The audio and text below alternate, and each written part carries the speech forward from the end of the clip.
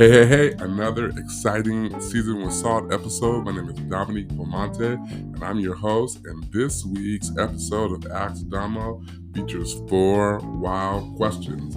What do you do if your ex-husband asks you to plan a baby shower for his new wife? All right. What do you do if a lady at the church wants you to come to her baby shower and you find out that she is, quote unquote, shacking? All right, how do you leave a job when the boss is mean? You don't want to give 2 weeks notice, but you happen to be saved. All right, what do you do if your wife or your spouse is a Packrat? We're going to deal with all that in today's episode of Season with Salt. Stay tuned.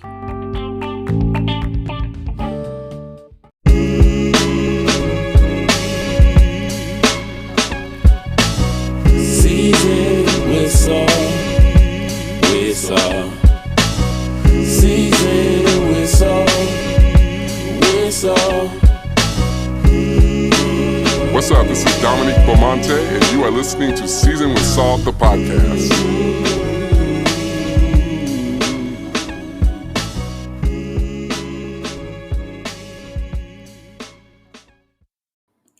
So, hope you guys really love the theme song the way that I do. So, the funny thing is that happened because my brother, who is an acclaimed rapper, he was actually on Season with Salt last week. He was like, yeah, do you want to go to the studio? And so we go to the studio, and I was like really scared. It was just the guy who owns the studio and him. And my brother was like going into the booth and just like doing all the singing.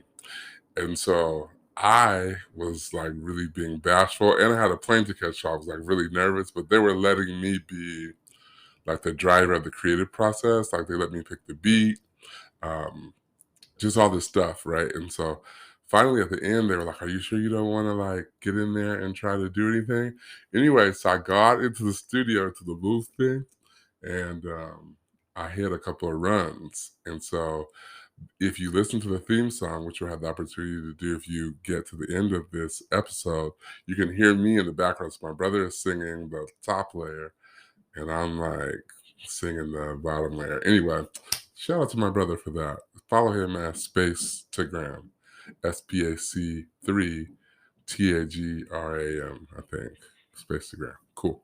Okay, so we have some really cool questions today, and I'm not going to belabor the time, church style. I want to just say that I appreciate all the people who send in the questions, and I don't make these up, but some of them I had to like wait a while because I know people are like, hey, that happened to me. Is he talking about me on his podcast? Not necessarily. All right, so let's get to it. Okay, here's the first question that I received. My son's father is expecting a new child with his current wife. He thinks that the two of us should get along. He insisted that since she doesn't have any sisters or local family, that I should plan the baby shower. He and I have a solid co-parenting relationship, but I don't think it's cool to be in her face just like that since they just got married. What should I do? Okay. Well, my first response was not at all. Like, I mean, just heavy, hard hitting, absolutely not. To me, like a baby shower is a celebration of friendship and family. And I think that the people who plan baby showers should be people that know you, that have a positive rapport with you. Like, I don't think it should be your husband's ex-wife or no. I mean, I think that there's some things that you could do out of the kindness of your heart. You could certainly go. You could certainly bring a gift if you feel so inclined. But I think that just the energy of being around them, whether there is a baby shower or not, is probably weird because most folks don't want to be around their spouses or their significant others, ex for whatever reason. And I feel like you would have to get to know. You'd have to get to know her favorite colors, and I think that's just too intimate. I would say no. But I mean, I think there's some alternatives. Like maybe you can encourage him to plan it and give him some feedback on like how to plan a co-ed baby shower. or maybe consider like doing it on Zoom. That way, that family members that live in other places can contribute in the coordination and planning. Maybe encourage him to sort of put that on the table as an option. But I also would question like why you might feel reluctant to do it. I think that's the bigger issue, right? Like you said, you don't want to be in her face. What does that mean? Like, do you have feelings for him? Whether they're feelings of anger or anxiety or whatever it might be. Like I think you have to be careful with that because playing with the ex is really playing with fire. No matter how long you've been apart, and no matter what the reason is, and no matter what the circumstance is. I think you should empower him to ask her what she wants. And I think that there are other ways to. I think that there are other ways to get to know someone without planning the baby shower.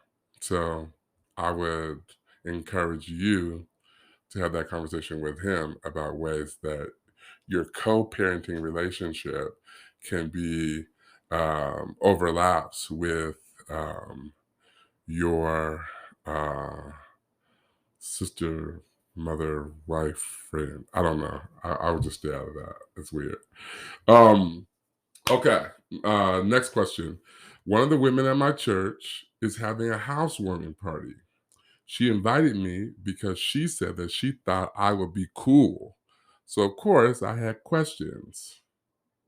She later mentioned that she bought the house with her boyfriend and they aren't getting married. Our church preaches against this, and I'm sure that most churches do. With this new news, I have decided that I'm not going. How do I tell her? Well, I'm an introvert, so any anxiety or anything related to going to anything ever is all just I'd be looking for reasons not to go. So this would have been I would have been like, yes.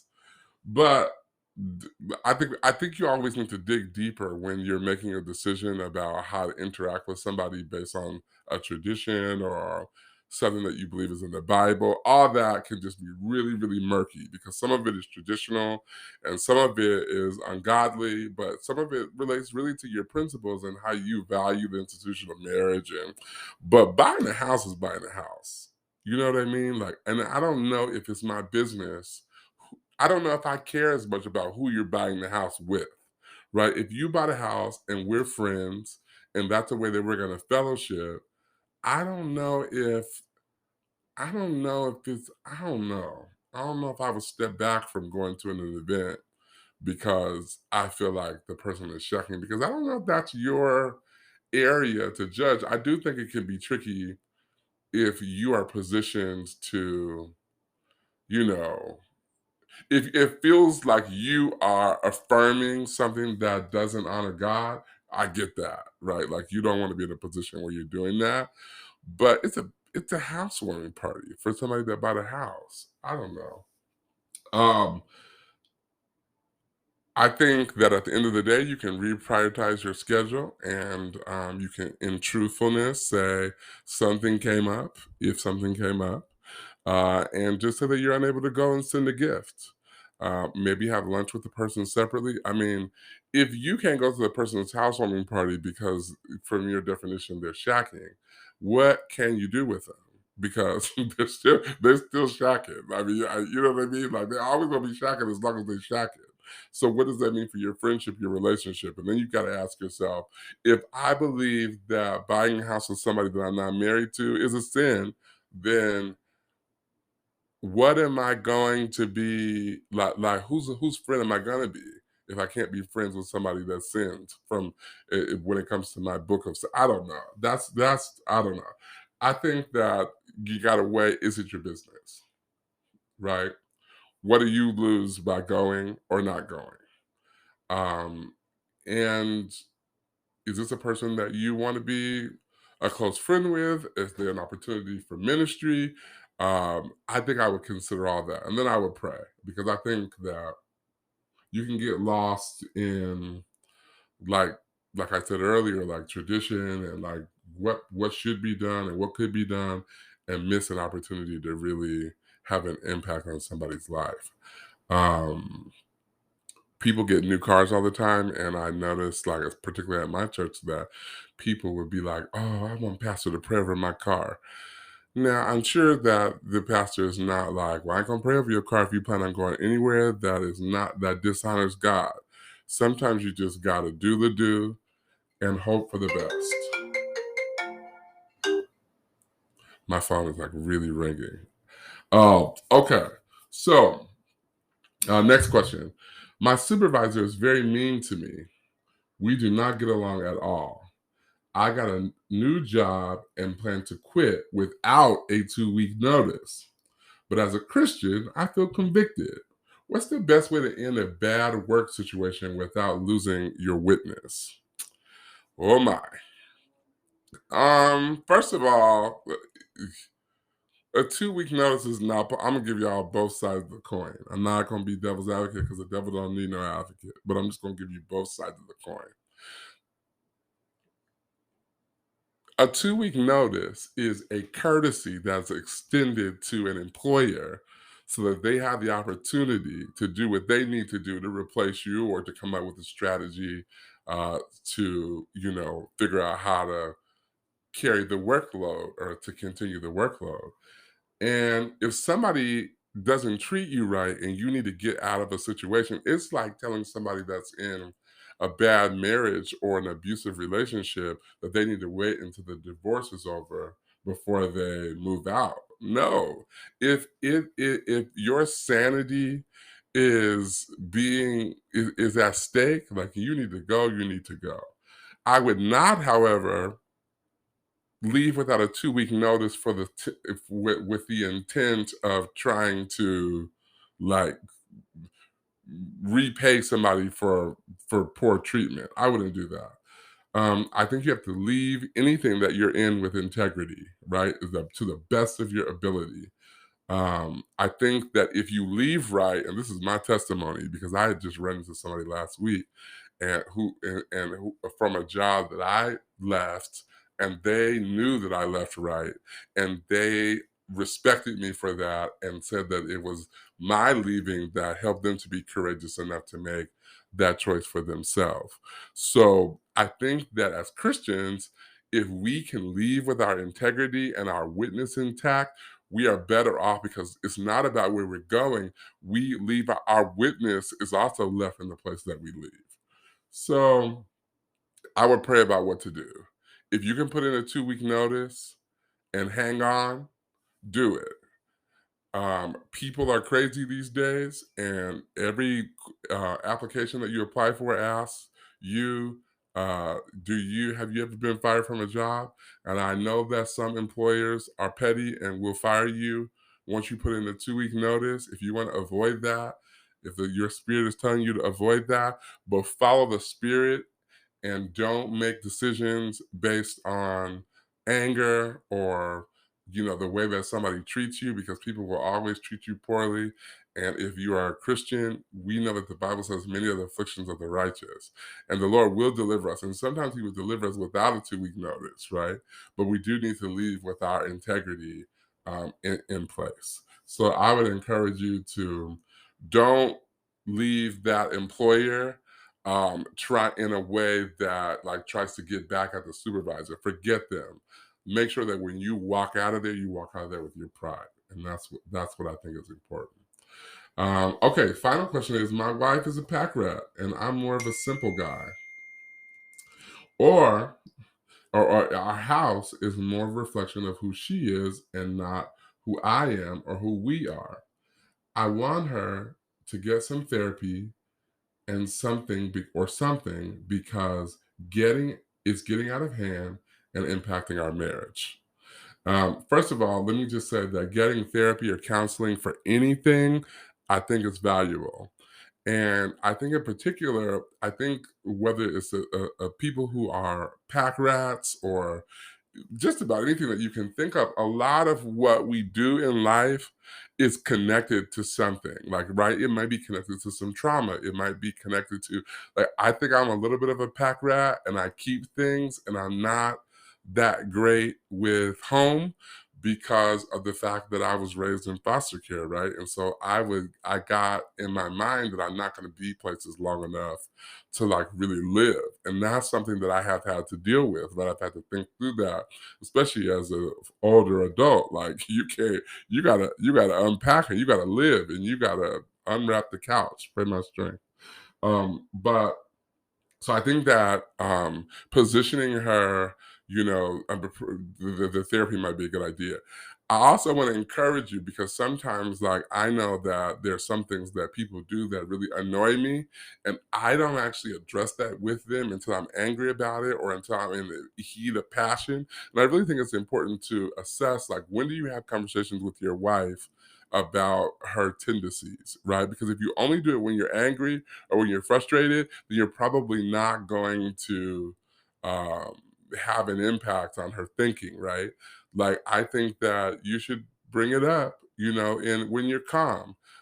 Maybe think of I sometimes when I'm getting ready to have some difficult conversations, I'll be honest, I just Google things to see, like, has anybody else had this problem? What triggers people, what positions people to be a pack rat. Like, when you go somewhere, I know I had a season where I was taking books from anybody and I would be putting on Facebook like, oh, the books are a gift.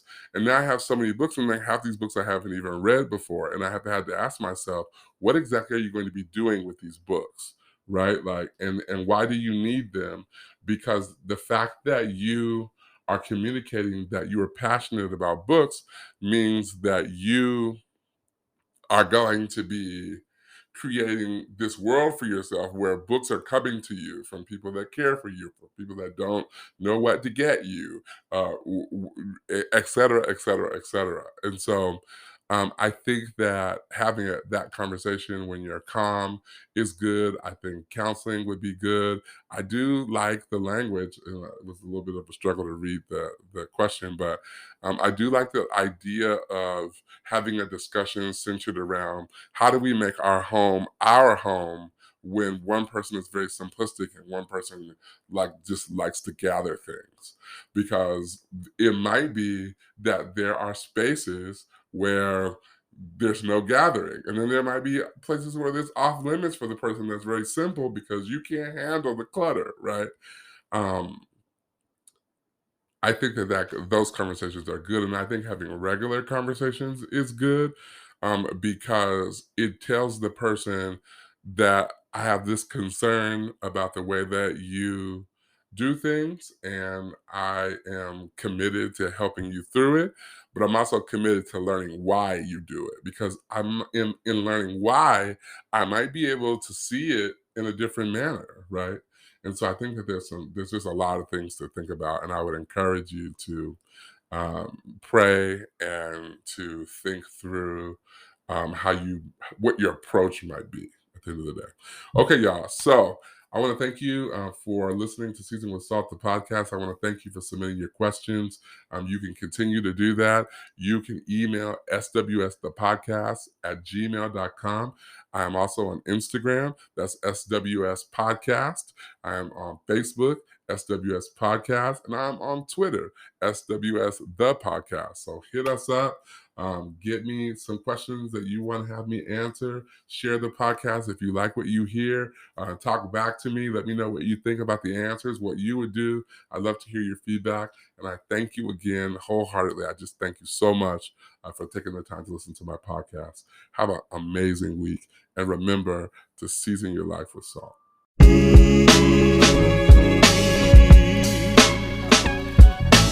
Season